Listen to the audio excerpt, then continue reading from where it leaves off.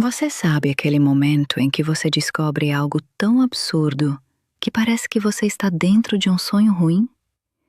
Tipo, você quer apertar os olhos bem fechado e quando abre, tudo magicamente desapareceu? Pois é, eu estava ali, debruçada sobre o banco do carro do Renato, segurando esse tubinho de alumínio na mão, e eu jurava que era uma brincadeira do universo. Um tubo de lubrificante, escondido, embaixo do banco do motorista. E não era um tubo qualquer, sabe? Era daquele lubrificante premium, caro, aquele que você não leva para casa, porque sabe que seu marido vai perguntar para que exatamente você precisa daquilo. Porque é claro que ele ia perguntar. Meu nome é Solange, e essa é a história de como eu descobri a infidelidade do meu marido da forma mais estranha e cara que já conheci. Vamos começar do começo. Eu e o Renato estávamos casados há 11 anos. 11 anos. Você sabe como é passar 11 anos com alguém? Eu conhecia o Renato como conhecia meus próprios pensamentos. Ou pelo menos, achava que conhecia. A gente se conheceu em 2013, em um bar chamado O Boteco do Zé, aqui em Curitiba. Eu estava lá com umas amigas e ele estava com uns colegas do trabalho. Ele se aproximou para pedir uma cerveja no balcão e acabou esbarrando em mim, derramando um pouco da bebida na minha roupa. Ele foi tão educado, pediu desculpas tantas vezes, ofereceu pagar pela limpeza, que eu sorri e disse que não era nada. Mas era algo. Porque 3 dias depois, ele apareceu no consultório onde eu trabalhava como assistente de dentista, com uma dúzia de rosas vermelhas, pedindo para falar comigo. Nos primeiros anos, a gente era inseparável. Ele me levava para viajar. Uma vez por ano, pegava um carro emprestado e ia para algum lugar bonito. Pesquisava hotéis, mapeava estradas, levava um caderninho. Naquela viagem para Morretes, em uma varanda com vista para o rio, enquanto o pôr do sol pintava o céu de laranja e rosa, ele se ajoelhou. Tirou uma caixinha do bolso e perguntou se eu queria passar o resto da minha vida com ele. Eu disse sim, imediatamente. Meu coração estava tão cheio. Casar com o Renato parecia a coisa mais certa que eu já tinha feito na vida. Eu o beijei, chorei, ri, tudo ao mesmo tempo. E eu juro que naquele instante eu teria apostado minha vida que ele era a pessoa com quem eu envelheceria. O casamento foi em 2016. Nada muito fancy. Minha mãe chorou durante a cerimônia. O Renato estava com as lágrimas escorrendo no rosto. A noite terminou com a gente dançando sozinhos na pista. Depois disso, comprou um apartamento no 3º andar de um condomínio simples. Passamos anos decorando juntos, escolhendo móveis, plantando plantas. Eu lembro de estar grávida uma vez. Não, a gente tentou. Tentou durante 2 anos. Cada mês era uma montanha-russa de esperança e decepção. Fizemos aqueles testes de fertilidade, consultamos doutores, passei por procedimentos que doem mais do que qualquer pessoa deveria ter que passar. E no final, a gente simplesmente aceitou que talvez não fosse para acontecer. E tudo bem. A gente tinha um ao outro. Aquilo era suficiente. Ou pelo menos era isso que a gente se dizia para dormir à noite. Mas nos últimos meses, as coisas estavam estranhas. Ele começou a sair mais cedo do escritório, tomava mais tempo no banheiro preparando o cabelo, comprava roupas novas sem motivo aparente. Uma vez, eu o peguei cheirando o próprio pescoço, como se estivesse conferindo se o perfume ainda estava ali. Quem faz isso? Alguém que está se preparando para estar perto de outra pessoa é quem faz isso. Deixava o telefone virado para baixo à mesa quando comíamos juntos. Isso era novo. Agora verificava discretamente e guardava no bolso. Eu tentei conversar com ele várias vezes. Não assim, tipo drama na hora do jantar. Eu sou uma pessoa racional. Eu abordava o assunto de forma suave, casual. Ei, você anda diferente ultimamente, tudo bem? E ele simplesmente respondia: Não, estou ótimo, só cansado do trabalho. Mas uma pessoa sabe quando está sendo enganada. É como um sexto sentido. Uma noite eu fiz de conta que estava dormindo e o vi sair da cama silenciosamente para responder mensagens no escuro da sala. Quando voltou, ele cheirava a colônia, como se tivesse acabado de se arrumar. À meia-noite. Ele trabalha como gerente de vendas em uma loja de equipamentos hidráulicos aqui em Curitiba. Nada glamouroso, nada que sugira aventura romântica. Mas aí entra a Júlia, que trabalha como recepcionista na mesma empresa. Eu a vi uma vez quando fui buscar o Renato no escritório, sem avisar. Cabelo comprido, corpo bem cuidado, daquele tipo de mulher que você reconhece que é bonita, mesmo que não seja a sua competição. Mas qualquer mulher é competição quando está perto do seu marido e você sente aquela energia estranha. Eu vi como ele sorriu para ela quando ela trouxe café na sala de reunião, como ele puxou uma cadeira para ela sentar, como ele basicamente ignorou minha existência enquanto conversava com ela sobre... não me lembro nem do quê. Provavelmente sobre nada. Você não precisa de assunto quando está flertando. Eu tentei me aproximar dele para dar um beijo, aquele gesto casual que as esposas fazem. Ele se virou para longe. Disse que tinha gosto de café.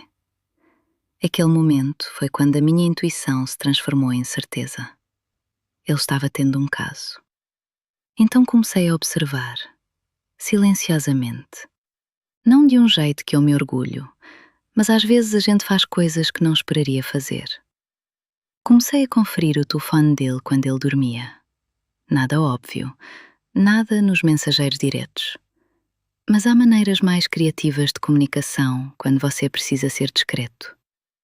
Eu achei referências criptografadas em rascunhos de e-mail. Sexta à noite como planejado, lugar de sempre. Pequenas coisas que juntas fazem um quadro muito claro. Eu estava furiosa. Mas não era aquele tipo de fúria que você grita e quebra coisas.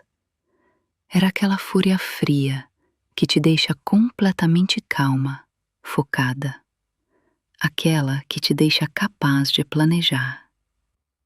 Eu comecei a visualizar a raiva em minha mente como uma coisa física. Uma coisa vermelha e brilhante que crescia dentro do meu peito a cada dia que passava. A cada mentira. A cada abraço que ele me dava que agora sabia que era falso. E então chegou aquele dia. Um sábado normal, meio nublado, aquele dia de Curitiba que não é frio nem quente, só cinzento.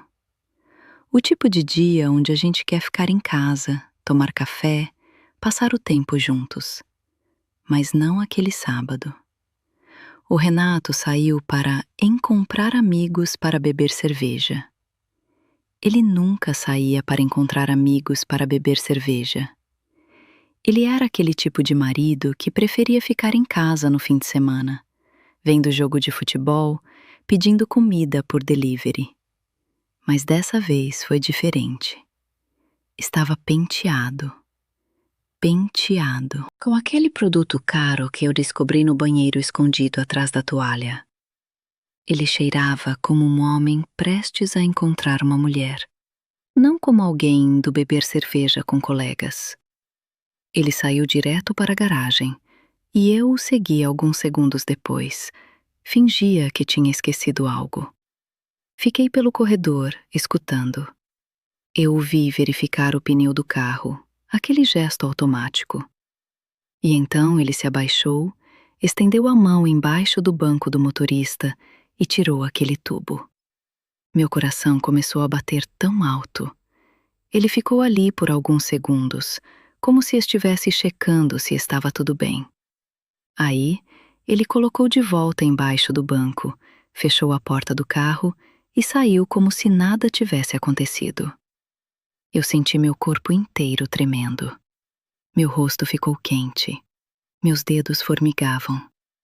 Eu esperei até ele sair da rua.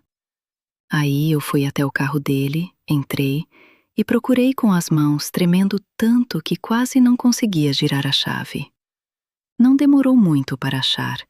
Estava em uma bolsa plástica, embaixo do banco do motorista, bem escondida, bem protegida. Meus dedos tremiam quando peguei. O tubo era de um lubrificante de marca premium, aquele tipo que custa caro, aquele tipo que você só usa se tem uma razão específica. Eu abri o tubo e senti o cheiro, aquele aroma oleoso, químico. E ali naquele instante, segurando aquele tubo nas minhas mãos, tudo ficou real. Não era mais uma suposição, não era mais um sentimento, era uma prova concreta de que meu marido estava me traindo. Eu me sentei no banco do passageiro e simplesmente chorei. Não de um jeito silencioso e elegante. Chorei daquele jeito que você faz quando seu corpo inteiro está convulsionando de mágoa. Eu entrei em casa e senti como se estivesse caminhando pelo apartamento em câmera lenta. Meu corpo se movia, mas meu cérebro estava processando essa informação em diferentes velocidades. 11 anos. 11 anos de minha vida com esse cara, e ele estava usando um carro para se encontrar com outra mulher. Eu sentei na cozinha, coloquei o tubo na mesa e simplesmente olhei para ele por um longo tempo. Vocês já tiveram um desses momentos em que você pode mudar o curso da sua vida com uma decisão? Aquele era o meu momento. Eu podia pegar esse tubo, jogar fora, fingir que nunca tinha visto e ter uma conversa civilizada com meu marido sobre o futuro do nosso casamento. Ou eu podia fazer o que a raiva dentro de mim estava sussurrando para fazer. Eu poderia ter feito as coisas de forma normal. Confrontar, pedir divórcio, contratar um advogado, ir pelo caminho civilizado. E talvez, se tivesse tido filhos, eu teria feito exatamente isso. Mas a gente não tinha. 11 anos e nenhuma criança para considerar. Apenas eu, ele e essa raiva que estava crescendo dentro de mim como uma planta venenosa. Eu não conseguia pensar em outra coisa. Passei aquela noite inteira acordada, pensando em como uma pessoa faz algo assim. E então, por volta das 4 da manhã, quando a minha mente já estava exausta de pensar, eu tive uma ideia. Uma ideia que mudaria tudo. Uma ideia que me assustou enquanto eu a pensava, mas que também me acalmou de um jeito que nada mais tinha acalmado. Eu fui até o banheiro e abri o armário embaixo da pia. Lá estava o que eu procurava. Uma lata de cola de contacto industrial.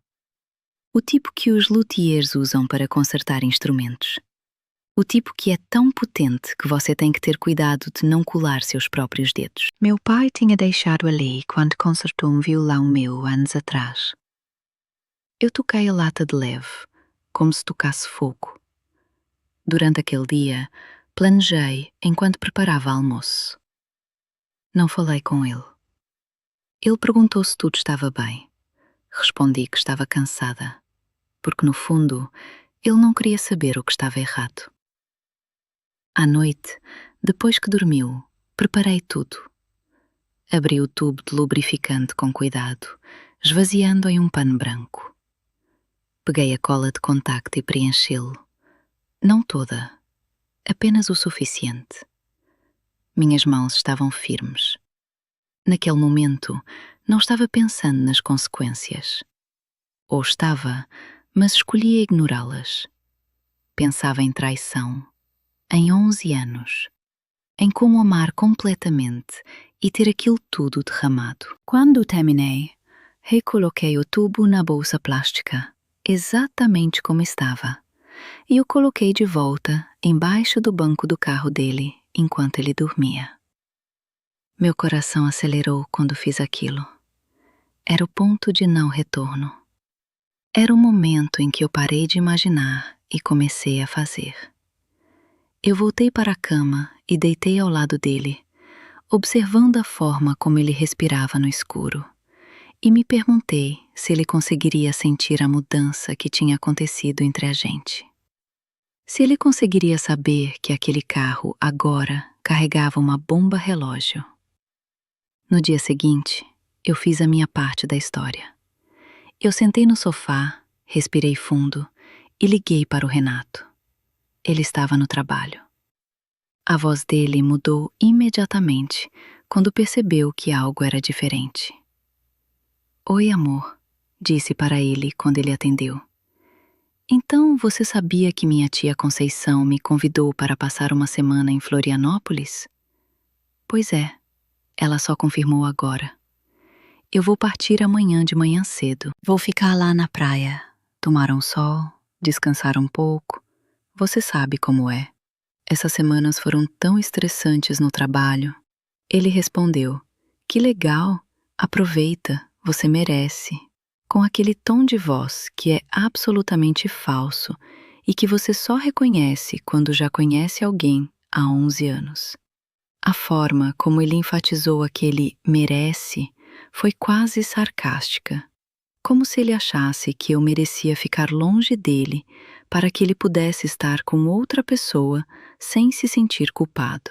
Eu conseguia ouvi-lo respirar de alívio através do telefone.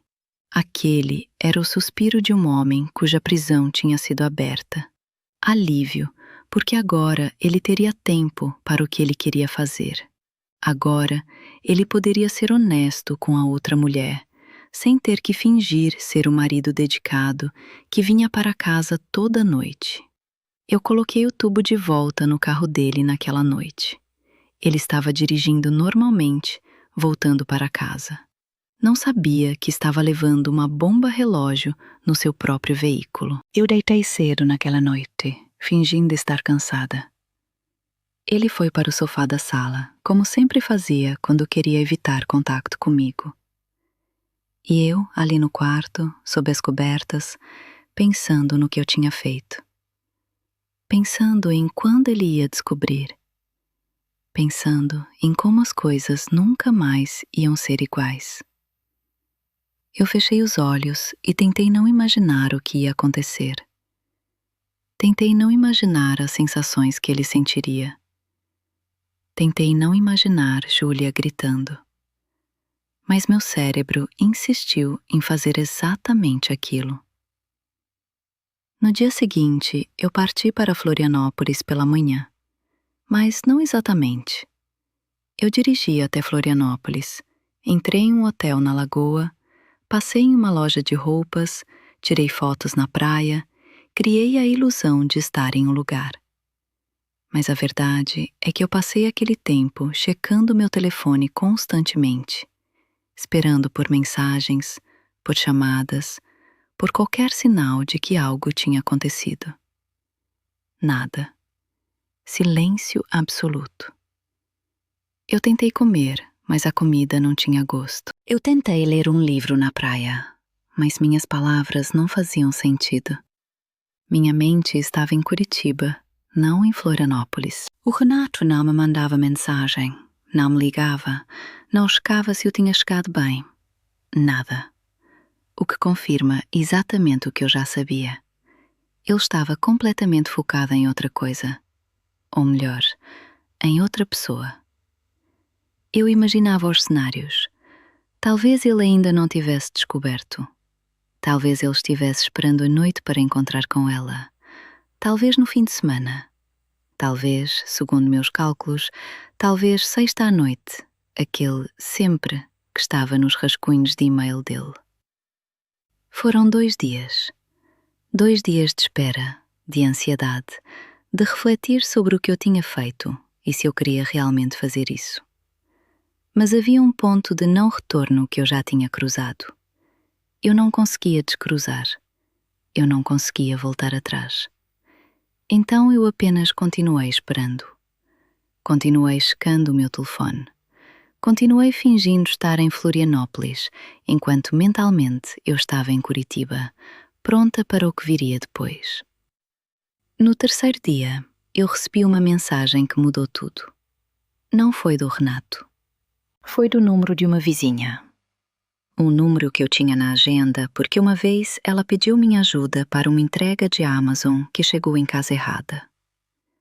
A mensagem dizia: Solange, desculpe incomodar, mas seu marido está em uma situação estranha no prédio de vocês. Os bombeiros já foram chamados. Você sabe de algo? Meu coração acelerou de uma forma que eu não esperava. Porque apesar de tudo, apesar da raiva, apesar da traição, eu não queria que ele se machucasse. Isso é a coisa mais confusa sobre relacionamentos, sabe? Você pode estar furioso com alguém, pode planejar uma vingança elaborada, mas quando vem a realidade de que aquela pessoa realmente pode se ferir, você se reconecta. Quando vem a realidade de que seus atos tiveram consequências reais, sua mágoa se transforma em horror. Culpa avassaladora. Eu tinha feito aquilo. Bombeiros, hospitais. Meu corpo inteiro entrou em pânico. Corri para o banheiro e vomitei. Quando consegui me controlar o suficiente para mandar uma mensagem, meus dedos estavam tamanha tremendo que cometi 5 erros de digitação antes de conseguir mandar uma que fizesse sentido. Obrigada. Vou voltar para casa agora. Estou em Florianópolis, mas saio na próxima hora. E aí, eu comecei a pensar que tinha cometido um erro muito pior do que tudo o que o Renato tinha feito comigo. Muito, muito pior. Porque havia pessoas feridas agora. Havia marcas em seus corpos. Havia hospital. Havia polícia. E tinha sido ideia minha. Só minha. Dirigi para Curitiba em tempo recorde, passando semáforos, excedendo velocidade. Liguei para a vizinha. Bombeiros tinham vindo, colados com cola. Quanto mais ouvia, mais real se tornava. Quando estacionei, já podia ver a viatura dos bombeiros. Vizinhos conversavam na porta, sussurrando sobre o que tinha acontecido. Eu subi pelas escadas rapidamente, meu coração acelerado, minha respiração curta, minhas pernas tremendo. Quando cheguei na minha porta, vi que estava aberta. O sargento dos bombeiros estava do lado de fora da minha casa, anotando algo em um caderneta. Era um homem na altura dos 50 anos, com aquele tipo de expressão que vem de ver muita coisa na vida. Quando ele me viu, ele levantou a cabeça e disse: Você é a esposa? A gente precisa conversar. Eu apenas acenei com a cabeça, incapaz de falar. Minha garganta estava seca, meu corpo inteiro estava tremendo. Ele respirou fundo e começou. Então, seu marido tinha uma situação particular acontecendo aqui em sua residência. A gente foi chamado pelos vizinhos que escutavam um barulho estranho e gritos de ajuda vindo de seu quarto. Nós pegamos a sirene aqui e entramos preparados para o pior. Ele fez uma pausa, como se estivesse buscando as palavras certas. Quando a gente chegou, encontramos seu marido e uma mulher completamente aderidos um ao outro. Nós nunca tínhamos visto nada assim. A pele deles estava colada de uma forma que parecia impossível. A gente tentou separar com cuidado, mas não conseguia. Eles estavam impossível ligados. A gente teve que usar solvente especial, óleo mineral, tudo o que tínhamos no caminhão para conseguir separá-los. Levou quase 1 hora. Quando a gente conseguiu separá-los, eles tinham marcas de queimaduras químicas em várias partes do corpo. Ambos foram levados para o hospital para avaliação. Eu não conseguia processar o que eu estava ouvindo. Era absurdo. Era real. Era exatamente o que eu tinha planejado, mas ouvir de forma verbal era completamente diferente de imaginar. Era como se aquele momento de pura vingança que eu tinha concoxado na privacidade do meu banheiro tivesse se tornado algo público, algo visceral, algo que tinha deixado marcas reais no corpo de 2 pessoas. O sargento me olhou com uma expressão que eu não consegui decifrar. Aquele era o tipo de olhar de alguém que tinha visto de tudo. Seus olhos passaram por mim, pelo apartamento, voltaram para mim.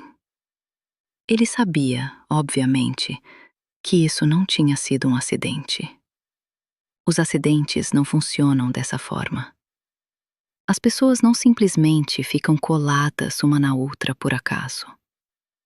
Mas ele também, provavelmente, via 30 casos de infidelidade por mês em Curitiba. E esse certamente era o mais criativo que ele tinha encontrado em toda a sua carreira. Ele tinha aquele olhar de alguém que tinha visto de tudo e que tinha desenvolvido uma espécie de sabedoria sobre a natureza humana. O tipo de sabedoria que vem de estar no trabalho de salvar as pessoas das suas próprias decisões. Ele respirou fundo, como se estivesse se preparando para as respostas que ele sabia que minhas mentiras iam trazer. Ele continuou, sua voz calma e profissional. Aquela voz de alguém que estava acostumado a fazer perguntas cuja resposta o desapontaria. Sua casa será considerada cena de um incidente. Vamos precisar coletar algumas amostras e documentar tudo.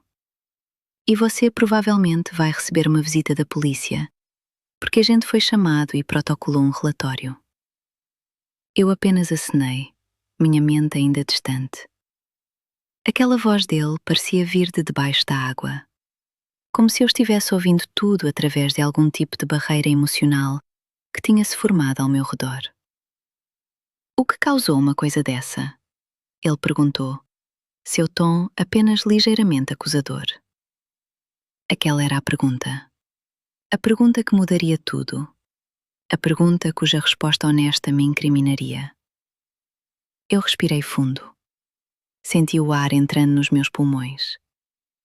Eu não faço ideia, menti. A mentira saiu lisa, praticada.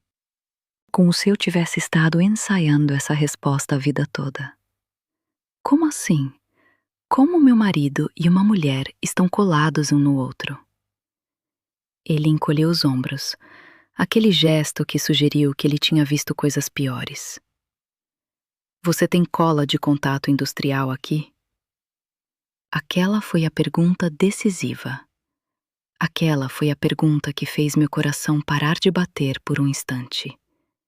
Aquele foi o momento. Aquele foi o momento em que eu tive que decidir se confessava ou se mantinha a mentira. Se eu dizia, sim, tenho, e foi culpa minha, ou se eu simplesmente fingia não saber. Meus olhos se encontraram com os dele por um segundo. E naquele segundo, eu senti que ele já sabia. Que ele estava apenas testando para ver se eu tinha a coragem de dizer a verdade. Eu olhei ao redor da minha casa, naquele lugar que tinha sido meu refúgio, meu lar, aquele lugar onde eu deveria ter sentido segura, mas agora sentia apenas medo e pânico. As paredes que eu tinha ajudado a pintar estavam ao meu redor. Os móveis que o Renato e eu tinha escolhido juntos estavam no seu lugar. Mas agora aquele lugar era uma cena de crime. Aquele lugar era onde a polícia vinha coletar evidências. E eu era a culpada.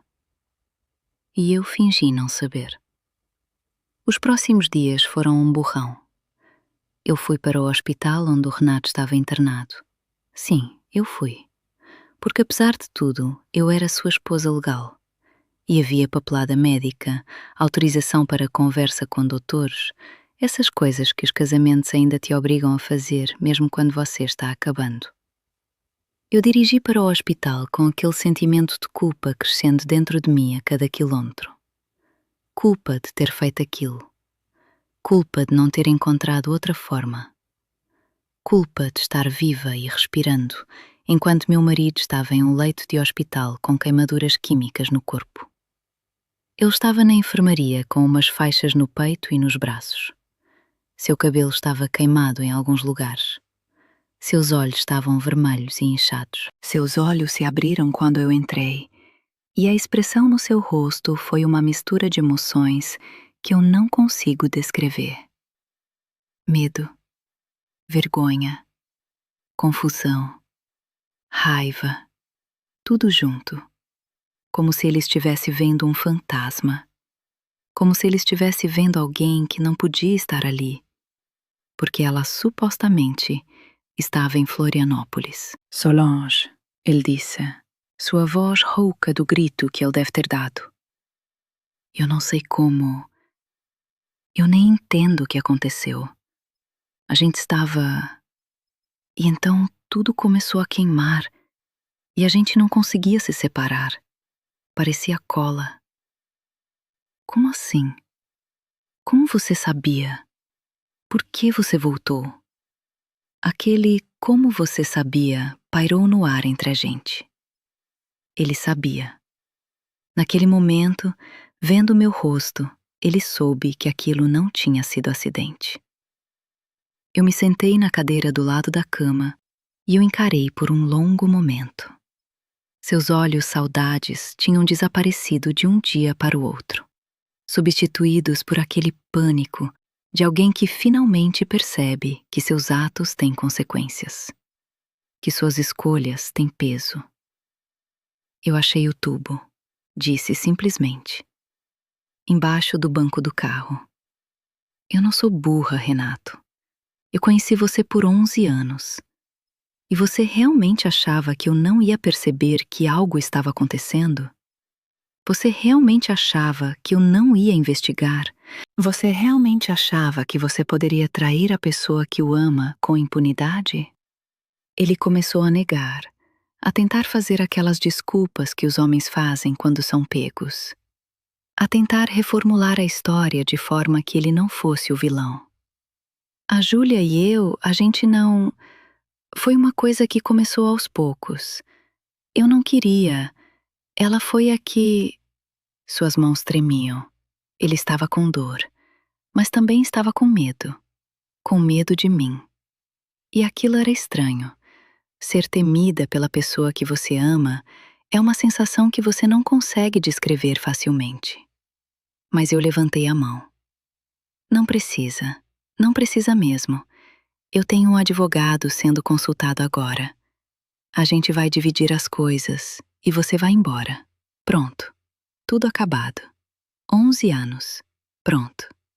Minhas palavras foram como uma sentença. Final. Irrevogável.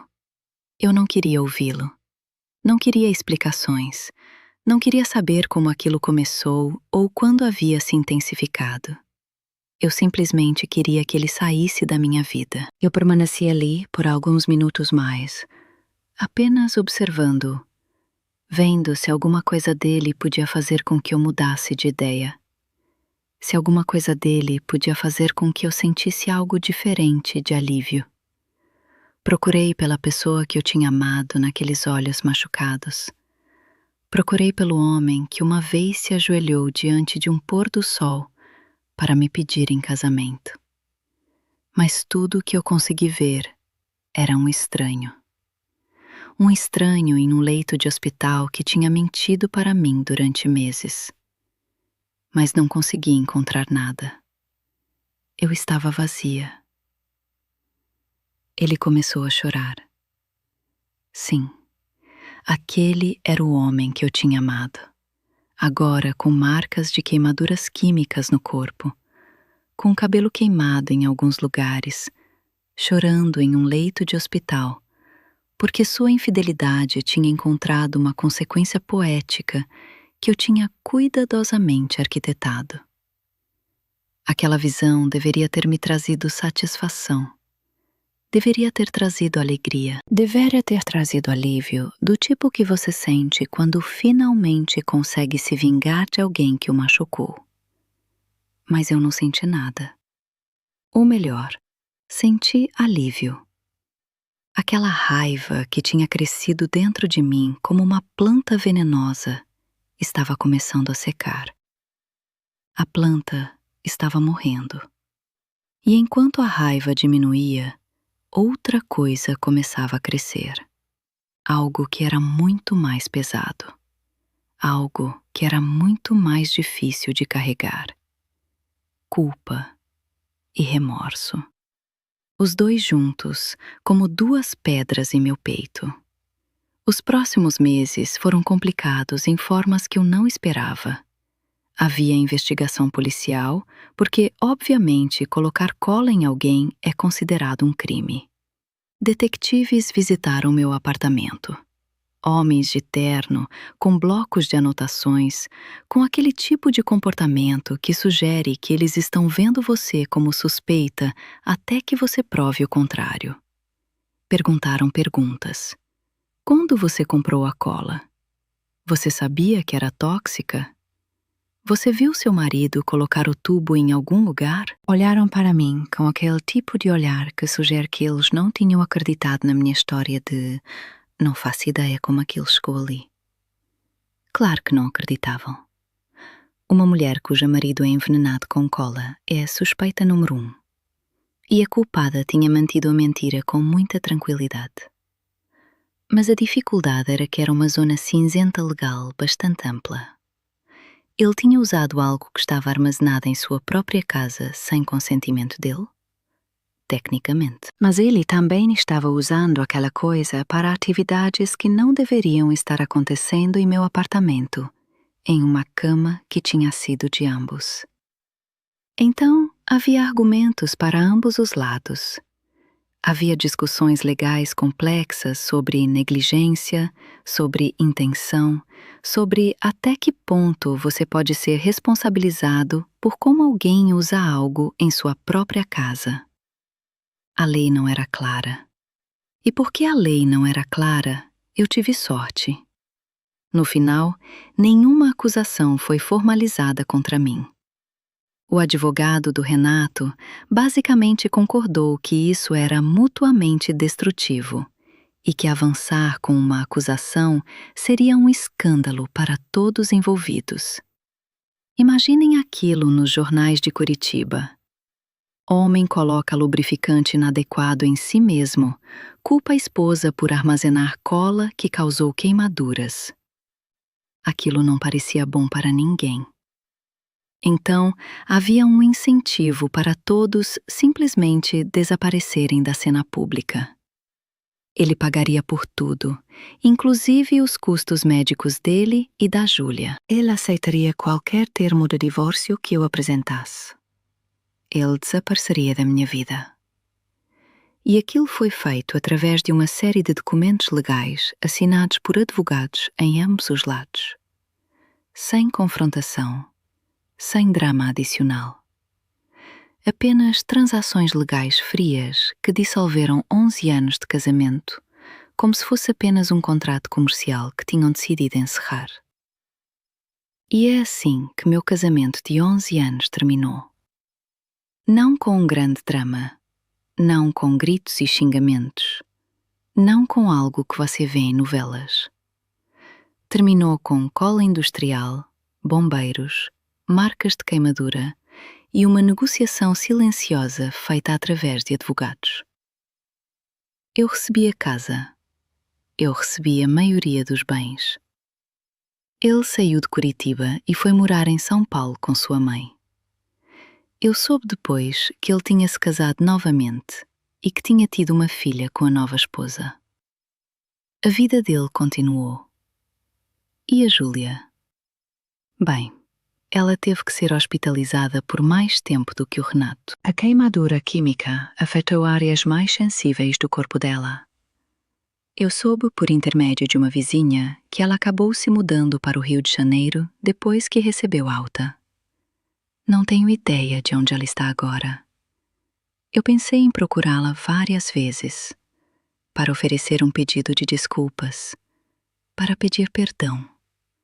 Mas sempre decidi que naquela altura, nós ambas simplesmente queríamos nos afastar uma da outra e tentar reconstruir. Mas aqui está a coisa que eu preciso dizer, e que mudou minha perspectiva sobre toda essa situação.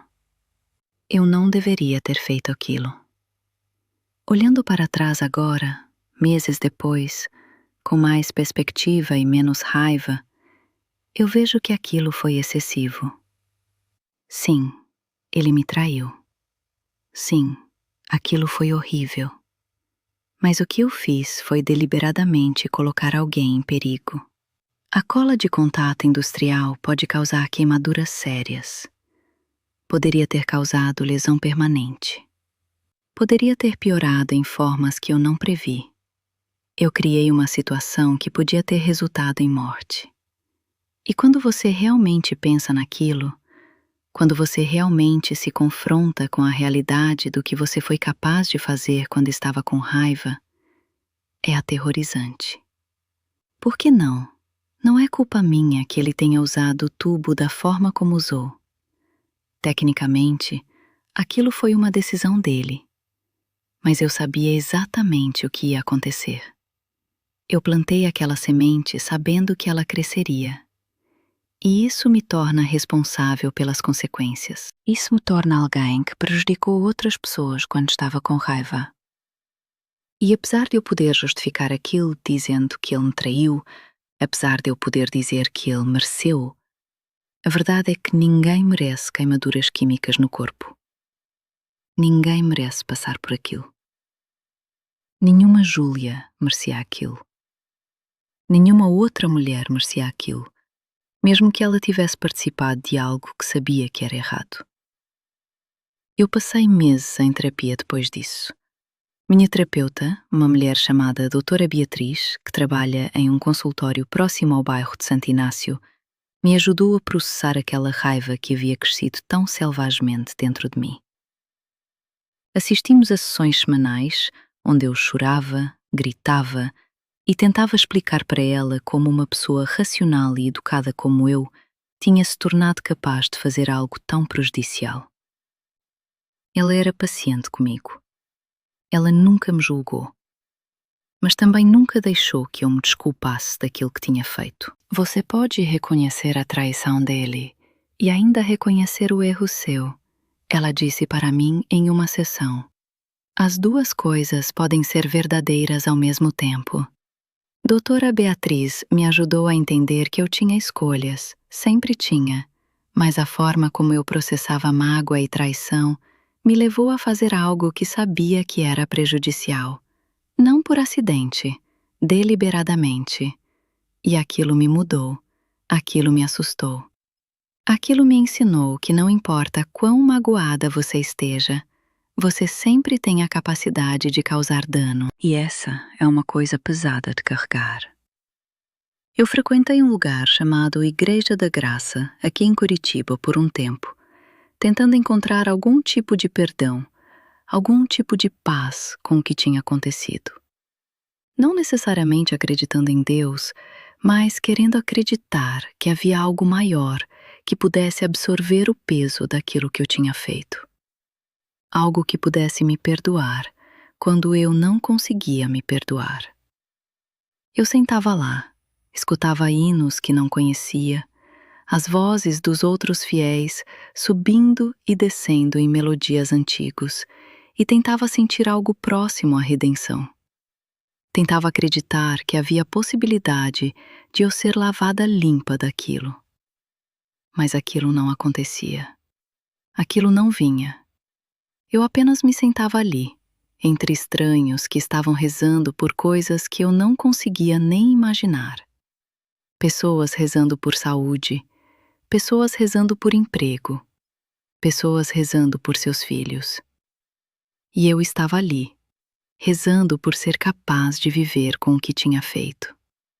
Rezando para não ser descoberta. Rezando para encontrar uma forma de se olhar no espelho sem sentir nojo. Eventualmente, eu encontrei algo próximo à paz. Não perdão, porque acho que você não perdoa a si mesmo por decisões que prejudicam outras pessoas. Especialmente quando você sabe que foi deliberado. Especialmente quando você planejou cada movimento. Mas uma aceitação. Uma admissão de que eu tinha feito algo errado e que eu precisava viver com isso. Que eu teria que carregar aquilo comigo para sempre. Que toda vez que alguém falasse sobre cola, ou bombeiros, ou queimaduras, uma pequena voz dentro de mim ia sussurrar: foi você. e eu teria que estar bem com aquilo. Hoje em dia, 2 anos depois, eu estou em um lugar melhor. O apartamento que eu ganhei no divórcio ainda é meu. Eu vendi e comprei um lugar novo em um prédio diferente, porque simplesmente não conseguia estar no lugar onde aquilo tinha acontecido. Toda vez que eu entrava naquele quarto, eu lembrava. Eu lembrava de estar ali, preenchendo um tubo com cola. Eu lembrava do silêncio absoluto de soubesse exatamente o que estava fazendo. Eu não conseguia viver com aquilo. Então, comecei de novo. Eu conheci alguém novo. Ele se chama Gustavo, trabalha como analista de sistemas e ele é gentil. Ele não é Renato. Ele não me trai. Ele não me deixa esperando mensagens. Ele não sai para encontrar amigos e volta cheirando a colônia nova. Ele apenas vem para casa, pergunta como foi meu dia e senta ao meu lado enquanto nós comemos. É simples, é honesto, é tudo que eu nunca tive. Mas também eu não faço o tipo de coisa que eu fiz quando estava com Renato. Aquela raiva não vive mais dentro de mim. Ou talvez viva, mas de uma forma que eu consigo controlar. De uma forma que eu consigo reconhecer e dizer, não, isso não é quem eu sou. Isso é importante, porque se eu não disser aquilo para mim mesma todos os dias, eu me torno novamente aquela mulher. A mulher que enchia tubos com cola, a mulher que sabia exatamente o que faria com aquilo. Quando Gustavo faz algo que me machuca, eu converso com ele. Não espero 3 meses. Não tomo notas silenciosas sobre seus padrões de comportamento, apenas converso. Ei, isso me magoou. E ele diz, desculpa, vou consertar. E ele faz isso. É tão simples quanto parece. Quando algo me irrita, eu respiro fundo e penso antes de agir. Eu afasto minha mão da qualquer solução criativa que meu cérebro venha a sugerir. Eu reconheço a raiva e a deixo passar como uma nuvem. Eu aprendi que raiva é uma emoção válida, mas que o que você faz com essa raiva define quem você é. E eu não quero ser a pessoa que usa cola industrial como ferramenta de vingança. Eu não quero ser aquela versão de Solange. Então eu escolho todos os dias não ser. A lição que eu tirei de tudo isso? Bem, a lição mais óbvia é que a traição dói. Que descobrir que alguém que você amava não merecia aquele amor é uma ferida que demora para cicatrizar. Que alguns dias aquela ferida reabre completamente e você revive toda a mágoa como se fosse a primeira vez. Que você nunca fica completamente livre daquilo. Mas a lição que realmente importa, a que eu gostaria que vocês levassem dessa história, é que a vingança nunca resolve nada. Sério, nunca. Eu planejei aquela coisa meticulosamente. Eu passei horas calculando proporções e consequências, como se estivesse fazendo algum tipo de experimento científico. Eu executei perfeitamente. Cada movimento era exato. Cada passo era calculado. E tudo o que aquilo fez foi criar mais dor. Para o Renato, para a Júlia e especialmente para mim. Porque você fica carregando aquela coisa para sempre. Você fica vivendo com o peso de ter prejudicado alguém, mesmo que aquela pessoa tenha merecido algum tipo de consequência. A vingança é como beber veneno e esperar que a outra pessoa fique doente. Mas a outra pessoa já estava doente, já estava sofrendo. E agora você também está. E agora há uma terceira pessoa que estava apenas no lugar errado, na hora errada. E agora ela também está sofrendo. Porque a Júlia não me traiu. A Júlia não dormiu ao meu lado durante 11 anos. A Júlia era apenas uma mulher que trabalha em um escritório que se apaixonou por um homem que estava casado. E sim, aquilo foi errado. Mas nem ela merecia aquilo. Ninguém merecia aquilo. Eu não sou uma pessoa violenta. Eu não sou uma pessoa que prejudica outras pessoas normalmente. Eu sou uma pessoa educada. Eu digo por favor e obrigada. Eu seguro a porta para estranhos. Eu dou esmola para mendigos em Curitiba. Eu sou uma boa pessoa. Ou pelo menos achava que era. Até que descobri que sou capaz de algo assim. Até que descobri que sob a superfície de educação e gentileza, há uma capacidade para fazer algo tão prejudicial que pode mudar vidas para sempre. E aquela descoberta sobre mim mesma é talvez o que mais me assusta sobre tudo isso. Não o fato de que eu fiz, mas o fato de que eu descobri que sou capaz de fazer. Se eu pudesse conversar com a Solange de 2 anos atrás, aquela sentada no banheiro com a lata de cola na mão, aquela vendo claramente como as coisas iam se desenrolar, aquela conseguindo antecipar cada grito, cada queimadura, cada momento de horror, eu diria muita coisa. Eu começaria dizendo: coloca aquela lata de volta, coloca aquele tubo de volta, agora, não espera mais, não deixa aquela ideia crescer dentro de você como uma planta venenosa. E depois eu diria: sai de casa, liga para um advogado, processa ele por infidelidade, tira tudo dele que for legalmente possível tirar. Faz ele sofrer através do sistema legal. Deixa os advogados fazem o trabalho sujo. Deixa o dinheiro ser sua vingança. Deixa o divórcio ser sua vitória. Mas não faz o que você está pensando em fazer. E então eu respiraria fundo e diria a coisa mais importante. Não porque ele não merece. Talvez ele realmente mereça sofrer. Talvez ele realmente mereça saber como é ser magoado da forma como você foi magoada. Mas porque você não merece carregar esse peso. Você não merece acordar toda manhã com aquilo pesando em seu coração. Você não merece ter que viver sabendo que foi capaz disso. Porque aquilo vai te assombrar. Aquilo vai estar ali cada vez que você vê alguém com queimadura. Cada vez que você ouve sobre um acidente. Cada vez que você se vê no espelho. Você vai ver a sua própria culpa olhando de volta para você. E aquilo é uma sentença muito pior do que qualquer coisa que ele possa sofrer. Mas eu não posso conversar com aquela versão de mim. Eu não tenho máquina do tempo. Eu não tenho a capacidade de voltar e fazer diferente. Então eu fico aqui, vivendo com aquilo, tentando ser uma pessoa melhor, tentando reconhecer que, apesar de ter feito algo ruim, eu ainda posso tentar ser boa. Isso não é fácil.